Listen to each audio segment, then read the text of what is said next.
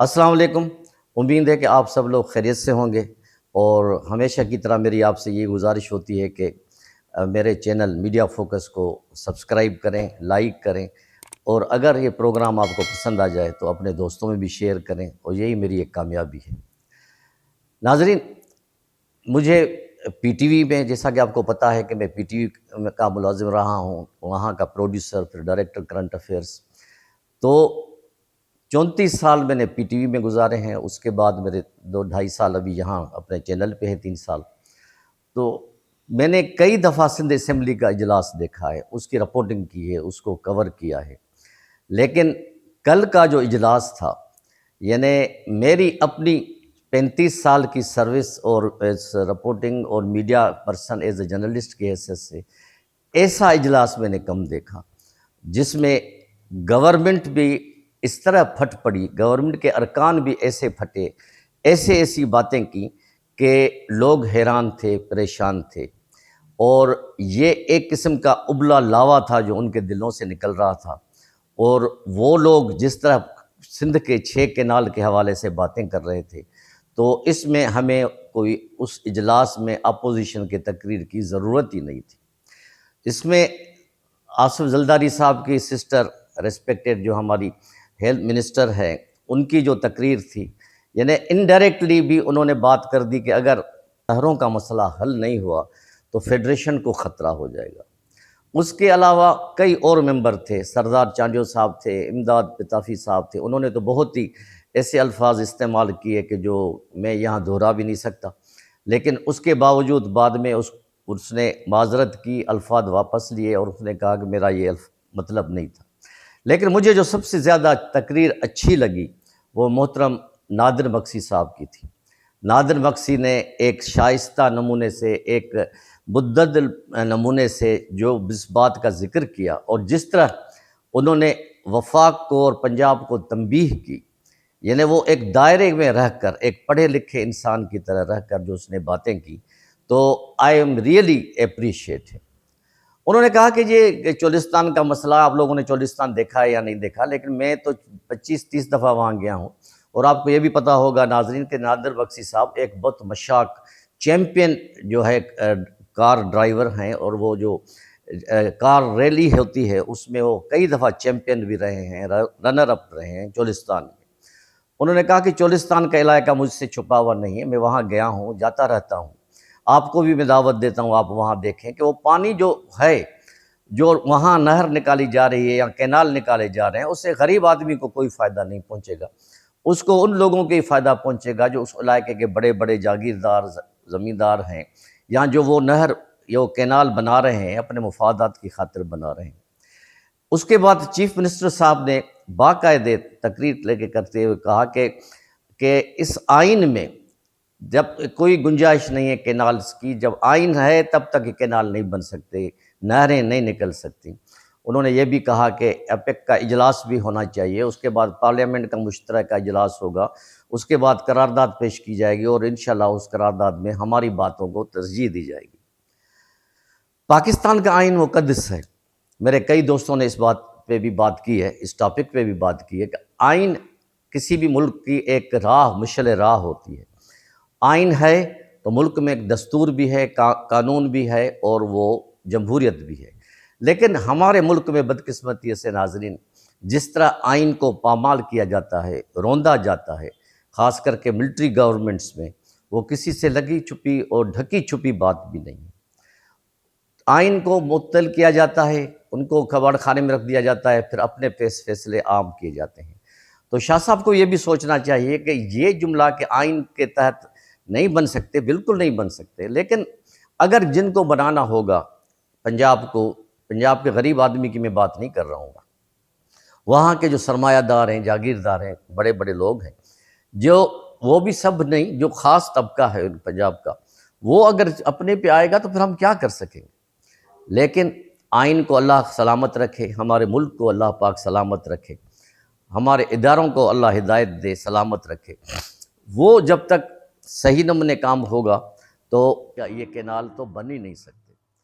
और सबसे बड़ी तशवीश की बात यह है नाज़रीन, मैंने 1-2 दफ़ा पहले भी अर्ज़ किया है کہ اس پانی اب اس حد تک کم ہوتا جا رہا ہے کہ وہ بڑے شہروں میں پینے کے پانی کے بھی لالے پڑنے والے ہیں۔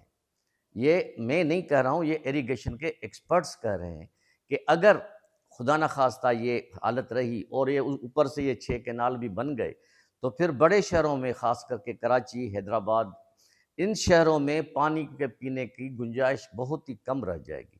لوگ بہت ہی یعنی میرے منہ میں خاک، وہ اپنے آپ ایک دوسرے سے لڑنا شروع کر دیں گے۔ تو یہ ایک قسم کی بڑا ہیجان انگیز یہ اجلاس تھا کل کا سندھ اسمبلی کا، اور یہ کئی سالوں کے بعد ایک واحد ایک قرارداد تھی جس کو متفقہ طور پہ منظور کیا گیا کہ پاکستان کی یہ سندھ حکومت پاکستانی حکومت سے اور مطالبہ کرتی ہے بڑے اداروں سے کہ یہ سندھو دریا پہ کینال نہیں بنائے جائیں۔ یہ سندھ کے معاشت کے لیے، معاشی حالات کے لیے ایک بڑا خطرناک ایک فیصلہ ہوگا۔ لیکن قراردادیں تو پاس ہوتی رہتی ہیں ناظرین، لیکن اس کا کیا انجام ہوگا یہ آگے چل کے پتہ چلے گا۔ لیکن پہلی دفعہ سندھ حکومت نے کھل کے، ان کے ممبروں نے باتیں کی، ان نے دل کی جو آگ ہے وہ نکالی، سندھی میں ہم باہ بولتے ہیں، باہ نکالی اپنی، اور لوگوں کو تنبیہ کیا، کیونکہ ان پہ پریشر ہے۔ ابھی پیپلز پارٹی پہ اب بہت پریشر آ گیا ہے پولیٹیکلی، کیونکہ قوم پرست جماعتیں ایک ہو گئی ہیں، جی ڈی اے ان کے خلاف ہے، اور ایک نیا فیکٹر ہمارے سندھ کی پالیٹکس میں ابھی آ گیا ہے، وہ ہے شہید ذوالفقار علی بھٹو کا پوتا، گرانڈ سن، ذوالفقار علی بھٹو جونیئر، یعنی وہ بھی اچانک اس گیم میں آ گیا ہے، اس پالیٹکس میں آ گیا ہے۔ اس کو یہاں تیار کیا جا رہا ہے، یا اس کو جو یوز کیا جا رہا ہے، لیکن اس نے اپنی زندگی جس طرح گزاری وہ کسی سے ڈھکی چھپی نہیں ہے۔ لیکن اس کے بعد اب اس کی ترتیب، اس کو جو تعلیم اور تربیت دی جا رہی ہے وہ سندھ کے مسائل پہ فوکس ہے، اور خصوصاً صرف پانی کے مسائل پہ فی الحال وہ بات کر رہا ہے۔ اس میں کوئی شک نہیں کہ بلاول بھٹو زرداری صاحب اور آصفہ بھٹو زرداری صاحبہ ان سے پالیٹکس میں کئی گنا زیادہ بڑے ہیں، اہم ہیں، ان کا ایک انٹرنیشنل ویژن ہے۔ لیکن جس طرح سندھ کے عوام نے پانی کے مسئلے کو لیا ہے، تو مجھے وہی باتیں یاد آ رہی ہیں جو ہم بالکل چھوٹے تھے، یعنی تیسری چوتھی کلاس میں پڑھتا تھا، تو وہ 1967 میں 4 مارچ کا واقعہ ہوا تھا سندھ یونیورسٹی سے، جس میں مسعود نورانی، نواب یوسف ٹالپور، یوسف لغاری کے نام ہم نے چھوٹے ہوتے تھے اخباروں میں پڑھتے تھے۔ انہوں نے جو کراچی حیدرآباد کے کمشنر کے چھکے چھڑا دیے تھے، اور ایک بڑی تاریخ لکھی گئی تھی۔ مجھے اب ڈر یہ لگنے لگا ہے کہیں ایسی تاریخ پھر نہ دہرائی جائے، کیونکہ عوام کو جس طرح تیار کیا جا رہا ہے اس کینالوں کے خلاف، ان کے جو برین واش کیا جا رہا ہے ان کا، وہ حکومت کے گلے بھی پڑ سکتا ہے۔ تو میری یہ گزارش ہے حکومت سے کہ اب عوام کے لیے کچھ کریں۔ اب جو جتنی بہت تھوڑی بہت کرپشن جو سندھ حکومت میں چل رہی ہے، نیچے تک لوگ پریشان ہیں کہ کوئی بھی ان کو نوکری سوائے پیسوں اور سفارش کے نہیں مل رہی۔ یہ بھی ایک قسم کا کمپوننٹ ہے لوگوں کے اٹھنے میں، لوگوں کا احتجاج میں شامل ہونے میں۔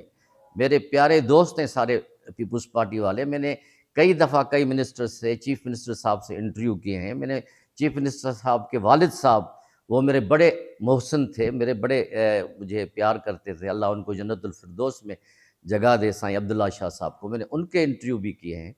تو ان کو، یہ بڑے سیزنڈ پولیٹیشنز ہیں، ان کو بھی اب چاہیے کہ عوام کے لیے کچھ کریں، عوام کے حقوق کے لیے کچھ کریں، عوام کے مطالبات کو مانیں، ان کو روزگار دیں، ان کو لا اینڈ آرڈر کی سچویشن دیں، اور پانی کے مسئلے پہ کوئی کمپرومائز نہیں کریں، جیسے کہ کل کے اجلاس میں مجھے نظر آیا۔ تو میں امید کرتا ہوں کہ پیپلز پارٹی اب بھی ہوش کے ناخن لے گی، غریبوں کے لیے کام کرے گی، اور اس کے ساتھ ساتھ یہ جو سندھ اسمبلی کی قرارداد منظور کی گئی ہے، اس کو کھلے دل سے، بلکہ 2 قدم آگے جا کے ہر فورم پہ اس کو کرٹیسائز کرے گی، اس مسئلے کو لوگوں کا، عوام کا ساتھ دے گی، تاکہ سندھ کے لوگ کم از کم ایک اس بات پہ، جس میں اردو اسپیکنگ بھی ہمارے بھائی شامل ہیں، پی ٹی آئی والے بھی شامل ہیں، ایم کیو ایم والے بھی شامل ہیں، سب نے مل کے، جماعت اسلامی والے بھی شامل تھے، ایک قرارداد جو منظور کیے اس کا وفاق کو یہ پتہ چلے کہ یہ بھی ہمارا سندھ صوبہ بھی جو ہے پاکستان کی اکائی ہے، اس کی زراعت، ان کا بھی دار و مدار زراعت پہ ہے۔